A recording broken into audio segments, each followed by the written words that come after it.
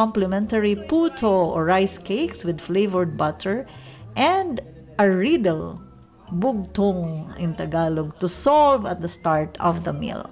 Kung po ito ng tama, ay makakatanggap po sila ng munting regalo. Meron po kaming bugtong at biro ni tatay. Pipili na lang po sila ng isa. Sige. Bugtong. At pakibigay na lang We have a kind of a game. So each one will draw one and then you answer the question. Basahin ko na po ang kanilang bugtong. Ang sumibot sa liwanag, ulubot na ang pala.